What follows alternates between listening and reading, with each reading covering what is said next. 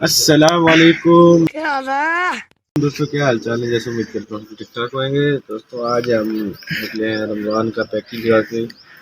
ये तोड़ा है दोस्तों, इसमें सामान है घर का राशन वाला, तो वो आज हम देंगे किसी रैंडम बंदे को। रैंडम बंदा हमारे को मिलता है।